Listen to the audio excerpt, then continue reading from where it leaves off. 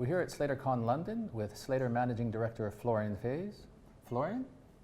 Andrew. We are releasing our market report today, our inaugural edition. What are some of the key highlights in the report? Yeah, we just published it actually yesterday. Probably people will see today.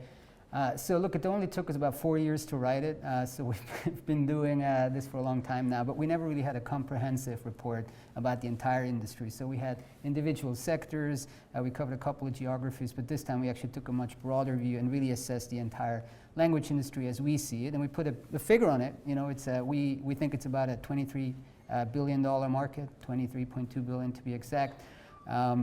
And so we looked at it from various angles. We looked at it, first of all, from an industry vertical angle. So we selected 10 industries, kind of very high-level industries, you know, finance, manufacturing, engineering, technology, etc. And we really assessed the market of these individual components. We also, of course, went into technology. NMT was a big factor in there as well. We looked at M&A.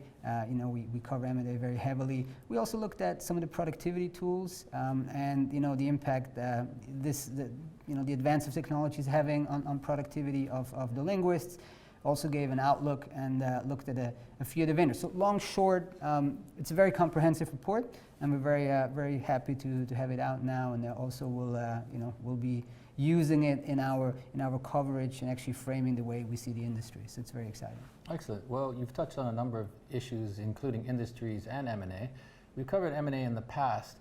What trends are you seeing in the current year within M&A in terms of the deal flow versus previous years?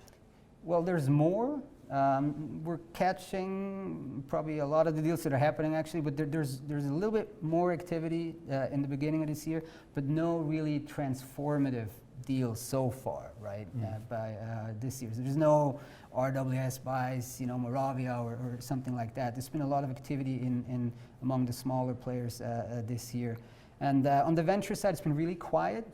So there's a few transcription and voice-related things, but not really in the core, localization, translation, interpretation space. So a lot of activity, but no big deals in M&A so far.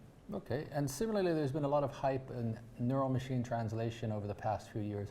Where are we in the adoption curve now, and what do you see for the next 1 or 2 years down the road? So we're graduating now. I think people have adopted it. Many really have put it into their workflows. I've spoken to a lot of senior executives and CEOs of LSPs, and they're saying, you know, we're 6 months into this trial, we're 9 months in, we're 12 months in. So it's really being productized, it's being used in day to day. And it'll be really interesting to see what's going on in the next 12 to 18 months as to what this means then for pricing and for productivity and speed and how clients will eventually benefit from this as well. So, excellent. Thank you very much. Cool. Thank you.